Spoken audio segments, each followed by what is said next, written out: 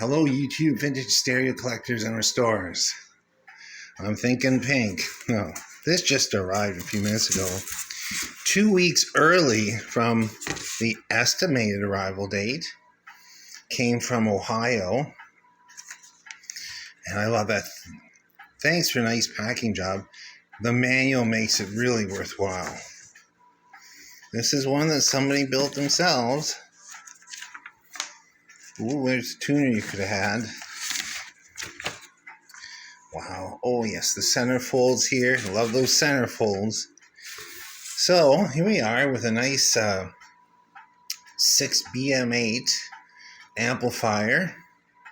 And I have had 4 or 5 of these that I've restored in the last, 10, 12 years. And they are actually an amazing sounding unit. Okay, everything was nicely packed.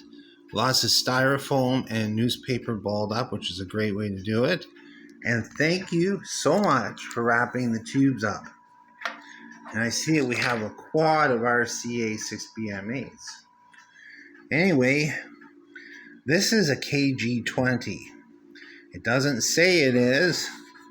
That's what it was advertised as. I've seen these with different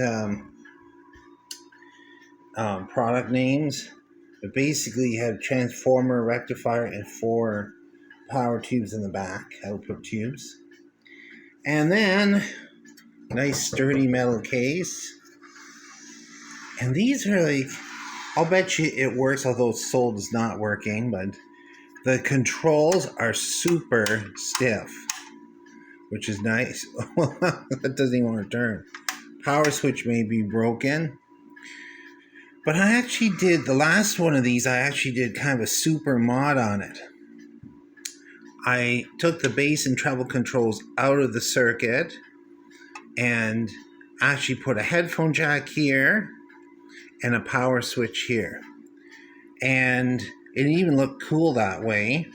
And it was just re-resisted it, recapped it, got rid of all the ceramic caps. And it was just sounded fantastic. A very transparent amplifier. Anyway, I'll let you know when I have it apart. Okay, I decided to pull the lid off this one because I'm always curious what's inside these really vintage units, you know. Just showing you, it's not as high resolution as my regular camera. It still has the original firecracker capacitor in it. And firecracker, I mean, is I'm not plugging this in. Let me just turn it around here. Yeah, and I picked up this Rotel as well. Yeah. So there's the two 12AX7s. They're RCAs brand. It's actually, this one's really clean. I mean, everything's there. The lid has got a few scuffs and scrapes, and I think it's worth a repaint. But I'm kind of glad to find one of these. It's heavier than you think, too. It's got this power transformer in the end. Yeah, you can see how the 12AX7s come into those sockets. And what's kind of neat about these is that the 12A7 is basically the magnetic phono stage, and it's comes right off the jacks, which is kind of good for low noise. One of these restored, new caps in it, get rid of some of the leaky, some of the noisy ceramic caps that are interstage. These can be really nice. I actually used one of these in a home theater setup about 10 years ago as the amp that ran the stereo speakers. And I was just surprised at just nice clarity and everything. And it has this, you can go mono or stereo. You can reverse the channels.